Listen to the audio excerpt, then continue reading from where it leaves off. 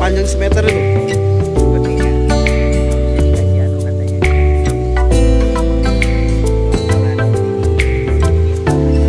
Assalamualaikum, saya bersama Bang Aan, Kepala Bidang IT dan Pendataan, ya Bang? Ya. Kepala Bidang IT dan Pendataan Duta Petani Milenial dan Andalan Kalimantan Timur.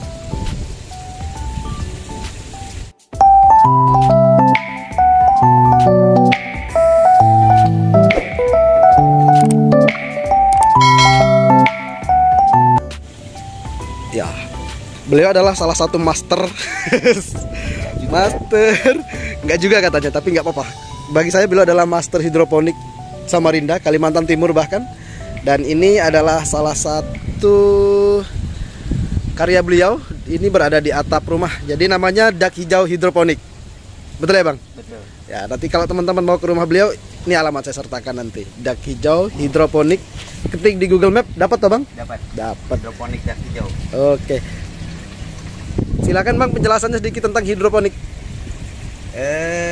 Penjelasannya biasa saja sebetulnya, karena cuma hidroponik itu hanya memindahkan media tanam saja. Jadi dari media tanah itu dipindah ke saat saya menggunakannya media air. Jadi bahasanya hidroponik itu bercocok tanam tanpa menggunakan media tanah. Gitu. Jadi unsur hara yang dibutuhkan oleh tanaman ini itu dinamakan nutrisi. Nutrisinya ada abemik, gitu ya. Ini yang kecil. Ini masih bayi. Masih bayi. Jadi air memang ya, hanya ya, air. Ya. Ini bisa dibuka. Nah. Air bisa dibuka. Oh, ini namanya sistem guli tuh ini. Ya, ini guli. Gitu, ini guli. Biasanya kita lihat orang pakai pipa-pipa Bang. Nah, betul. Apa kelebihan guli dan kekurangannya mungkin dibandingkan dengan pipa? Oke, baik, kita ke sini. Yang lebih asik. Oh, ini gulinya bentuknya beda dikit nih. Bentuknya beda. Jadi kalau menggunakan pipa paralon, bedanya hanya di setelah panen kita perawatannya ini tinggal angkat udah. Tuh. Bedanya ini. Jadi iya, lebih nyaman ya. Bedanya lebih nyaman untuk pembersihan.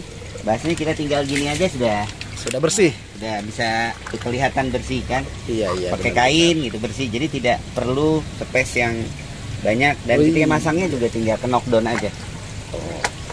Kalau pakai apa tuh Bang, selang pakai beginian apa namanya nih?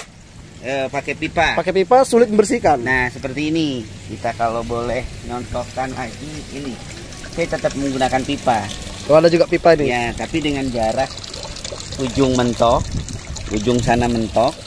Ketika kita mau membersihkan dengan cara merojok ya, di sogrok berarti harus punya space.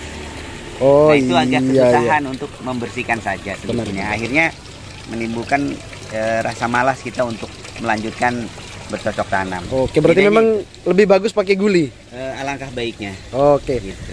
Oke, ini Bang Aan kayaknya lebih banyak nanam jenis selada. Iya, betul. Kenapa Bang pilihannya di selada, lebih prioritas di selada untuk saat ini? Prioritas kita nanam di selada itu, jadi kalau kita nanam prinsip saya sih disesuaikan dengan permintaan. Oke. Jadi permintaan pasarnya banyaknya di selada. Jadi untuk tanaman seperti sawi pakcoy, sawi caisim, dan sawi pagoda itu hanya melengkapi untuk kebutuhan di rumah saja. Saya baru tahu teman-teman. Ya. Sawi itu banyak jenisnya. Ya, ini pakcoy. Oke, kita angkat ya. Ini sawi pakcoy. Ini jadi sawi pakcoy. Jadi bedanya di hidroponik bisa diangkat-angkat begini. Jangan angkat, tanam lagi bisa ya? Tanam lagi nih, seperti ini kita tanam lagi. Ini pakcoy ini. Pakcoy, sawi. Satu. Ini pakcoy, ini pagoda. Pagoda, kerennya keriting-keriting gitu. Ya, nih, ini pagoda. Baru lihat saya rasanya ini mungkin. Baru lihat atau kita panen sedikit. Enak ini untuk dengan sawi. Keren, dengan apa? Dengan teman-teman. Indomie. Nah, ini. Pagoda. Ini pagoda. Terus satu lagi Bang. Jenis sawi yang itu. Ini yang sawi umum nih. Sawi umum nih. Nah, ini sawi umum. Ini sawi umum teman-teman. Caisim. Caisim namanya ya. Iya, caisim. Oke, selebihnya ini selada semua. Ini keren banget, seger banget. Kriuk nih. Jadi ditanam sesuai dengan kebutuhan pasar, Bang ya. Pasar. Untuk pertimbangan di harga, Bang, apakah memang ini lebih berduit gitu atau gimana? Sebetulnya ada jenis tanaman yang memang lebih mahal daripada ini. Seperti kale. Kale. Ya, oh, aku juga belum pernah itu tahu kale. kale. Itu harganya bisa lebih 1 kilonya itu bisa nyampe, saat itu pernah nyampe 100.000 per kilo. 1 kilo itu dapat berapa, dapat pot, Bang? Kalau kale itu dipipil. Oh, dipipil daunnya. Jadi bukan pohonnya. Jadi ditimbang 1 kilo itu 100.000. Tetapi memang kita menanam itu bukan mengejar dari nilainya. Artinya nilai, oh harga sayur ini tinggi, tapi disesuaikan dengan permintaan. Kalau kita nanam yang tinggi tapi nggak ada yang membeli, ya, jadi cash flow-nya juga nggak ada. Oke, ya kan? paham. Nah, kalau harga saat ini untuk tanaman selada, khususnya ini mereknya Junction. Ya, Junction. Impor ini. Impor. Bibitnya impor ini, Bang? Impor. Junction ya? Iya. Apa Seladanya jenisnya impor. Jenis terbaik ini, Bang, atau gimana? Enggak juga, cuma kan saya lebih cenderung nanam ke merek ini karena lebih tahan terhadap hama dan cuaca lah. Oke, Junction jenisnya ya. Kalau yang lokalan seperti Grand Rapid itu cenderung dia kurang tahan hama. Kemudian lambat panen juga cepat meninggi. Artinya untuk dikonsumsi kurang nyaman lah. Oke, kita lihat ini satu lagi. Banyak sih mungkin pertanyaannya sisa. Ya. Ini ada atap. Ya. Tapi tanpa apa tuh, Bang? Tanpa dinding lah bahasanya. Tanpa dinding insek itu. Ya. Ini nggak apa-apa, atau bahkan mungkin ketika kita belum punya modal untuk bikin atap begini, aman nggak kira-kira? Pada prinsipnya sebetulnya kita melihat dari fungsi. GH itu fungsinya salah satunya adalah untuk mengendalikan hama. Ya. Nah, jadi tidak baik nggak pakai GH, itu lebih baik jika menggunakan GH. Nah, cenderung ketika kita tidak memiliki modal untuk membuat GH yang besar, ya siogianya nggak harus dipaksakan untuk membuat GH. Terlebih kita bercocok tanam di areanya perumahan, ya, areanya perumahan, teman-teman. Di area perumahan, jadi kemungkinan hamanya sedikit lah. Ada tetap tapi sedikit gitu. Ini pun aman banget ya. Ya, ini tidak menggunakan atap kan ya. Oh iya, ini teman-teman, ini tanpa atap seger juga sama hampiran. Oh, jadi tidak menggunakan atap. Oke, paham. Ini tanpa atap, teman-teman, tuh langsung langit tuh. Jadi hitungannya itu saja. Jadi jangan menunggu banyak modal baru kita bercocok tanam, tapi step by step. Nah, ini mudah-mudahan ini dapat bantuan nanti nih. Amin, ya, amin. Jadi dapat bantuan, kita ada perombakan dan penambahan. Siap. Tentang nutrisi, Bang. Oke. Nah, nutrisinya ini seperti apa? Apakah sejak bayi sampai dia panen sama atau ada beda-beda begitu? Iya, kebetulan saya tidak memiliki semaian yang baru disemai ya, biasanya. Belum ada ya. Nah, biasanya kalau sudah masuk sini, jadi dari semaian kecil itu sudah masuk ke sini. Oh, ini pembibitan itu Bang? Iya, pembibitan. Artinya ini pembibitan, yang ini adalah pembesaran. Ini pembesaran, rapat banget. Ya. Pembesaran. Lalu nanti setelah pembesaran ini panen, pindah ke sini. Oh, setelah ini panen, ya pindah yang ini. Pembesaran ini pindah ke rak produksi. Oh, jadi tidak menunggu dari proses ini ke sini terlalu lama. 3 kali pindah itu kan? 2 kali ya? 3 kali. 3 kali. Satu, kedua, ketiga produksi. 3 produksi. Oke. Gitu. Masa panennya, Bang, dari benih, pembenihan, pembibitan ke sini, terus ke sini, terus ke sini sampai panen berapa? Oke, kalau masa panen itu sama saja dengan di konvensional. Masa usia tanam itu antara 30 sampai 45 hari setelah semai. ASS ya. Oke, harus gitu. setelah semai dia ya. Ya, tapi dengan metode seperti ini adalah manajemen tanam. Oke, biar berkelanjutan. Iya, berkelanjutan. Jangan sampai kita seperti ini panen baru mulai nyemai. Nah, ini panen baru nyemai. Jadi ini ada nunggu waktu kosong ya. Kosong terlalu lama. Seperti konvensional itu kan kekurangannya itu kalau menurut saya. Jadi kalau kita panen harus panen semua. Kalau ini enggak. Ini panen satu, ya teman-teman. Ini loh, udah yang kecil bisa langsung pindah. Oke. Oh iya. Ya dengan catatan memang kita melihat kondisi dari media ini ya. Artinya kondisinya apakah bersih. Jadi ketika memang anggap kita masih bersih, ya kita bisa langsung, ya kita bisa langsung memindahkan. Tapi ketika memang sudah kotor, maka wajib kita untuk membersihkannya. gitu ya. Tetap Oke. yang namanya kebersihan harus Ya, dijaga. nutrisinya tadi Oke, ini nutrisinya ada 2. warnanya sama kah? Beda warnanya. Ini hijau. Oh, beda. Ini mana yang A, mana yang B nih, Bang? AB kan katanya kan? Nih, Yang teman-teman. B itu yang ini. Nih. Ya, Oh, ternyata 2 warna ya, 2 hitam warna. dan Ya, A dan B.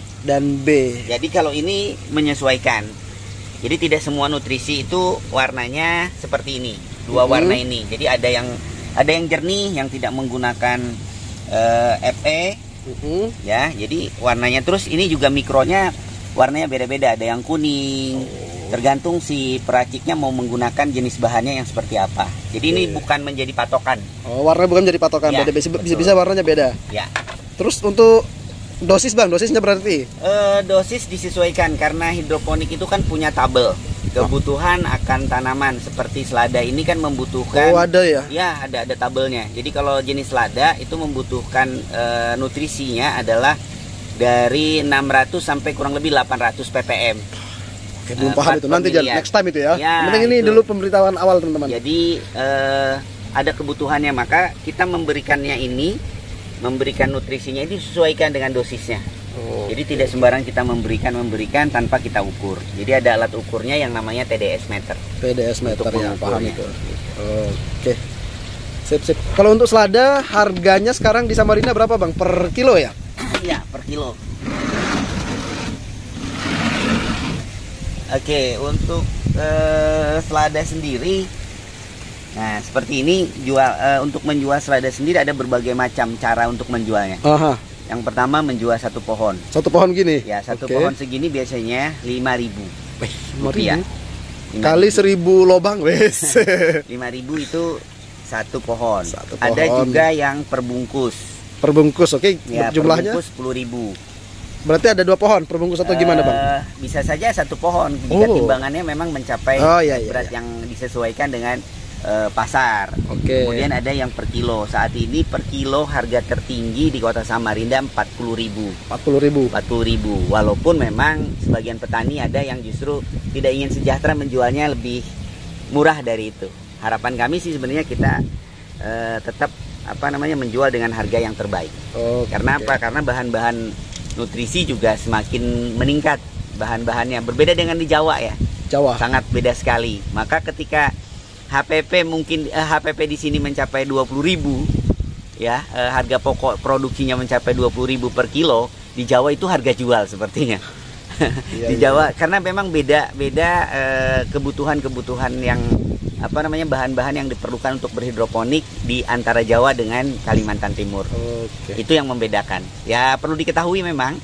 Takutnya orang Jawa nggak percaya dengan harga Nggak jual percaya kita. dengan harga jual karena memang seperti rockwool, kemudian bahan nutrisi dan bahan-bahan lain dari Jawa ke sini membutuhkan biaya transportasi yang cukup lah.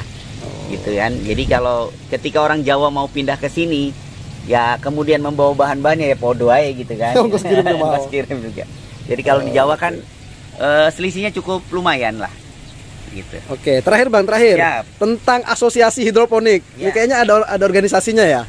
Ada. Nah, tadi malam saya lihat itu fotonya sama Ginanjar, entah lagi Ya. di mana. Nah, Nah, itu betul. fungsinya asosiasi itu seperti apa? Fungsinya untuk mungkin tentang petani barangkali ya, petani hidroponik. Betul, jadi- apakah untuk menyatukan harga atau bagaimana tuh? Jadi asosiasi kita sendiri itu atau perkumpulan hidroponik sendiri itu ada nasional juga ada. Namanya Perhindo. Jadi Perhimpunan Petani Hidroponik Nasional Indonesia. Kebetulan saya juga pengurus regional. Oke. Kemudian ada Asosiasi Petani Hidroponik Kalimantan Timur, di mana sebetulnya walaupun memang saat ini lagi proses untuk berbadan hukum.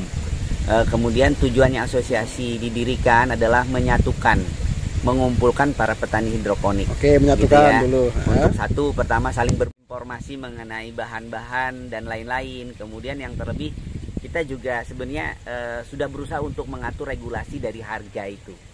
Gitu. Biar nggak saling bunuh hitungannya, Bang. Ya? Bahasanya seperti itu. Jadi tinggal ke individu aja lagi. Ketika bergabung dengan asosiasi kita sampaikan bahwa yuk target harga misalkan untuk selada sekian, pakcoy sekian, caisim sekian dan lain sudah diatur atau bukan diatur, dan diatur bukan untuk asosiasi ya. Jadi hasil dari penjualan bukan untuk asosiasi, tapi kembali ke diri kita petaninya. Dan harapannya memang saat ini alhamdulillah petani hidroponik hampir petaninya tidak lagi menjual ke tengkulak. Jadi tidak ada sistem tengkulak. Jadi para petani hidroponik insya Allah sudah bisa menjual langsung ke customer masing-masing. Jadi mendapatkan harga tadi. Seperti saya mendapatkan harga tertinggi di 40.000. Inginnya 45, tapi 45 sampai 50 gitu kan per kilo karena kita petani inginnya seperti itu. Oke, terakhir Bang. Apa ya? Petuah. Petuah untuk para milenial, Bang. Silakan, Bang. Petuah untuk para milenial ya. Jadi anak muda sekarang jangan pernah malu untuk bertani. Bertani karena benar. Gitu ya. Bertani karena benar ya. Bertani karena benar. Jadi jangan pernah malu untuk bertani. Jika kalian takut kotor, maka ada sistem ini hidroponik. Bisa belajar ke sini, Bang ya. Tangannya pasti tetap bersih. Asik. Ya, tetap mulus. Jadi kalau memang tidak bisa mencangkul, boleh mengalihkannya untuk berhidroponik. Jadi tidak harus menggunakan pipa. Nanti pakai PB bisa. Isinya cuma tidak tanah. Jadi semuanya bertani itu yes. Ayo maju generasi muda Indonesia. Siap. Terima kasih, Bang. Ya. Oke, terima kasih, Bang. Semoga hidroponiknya makin luas nanti insya Allah.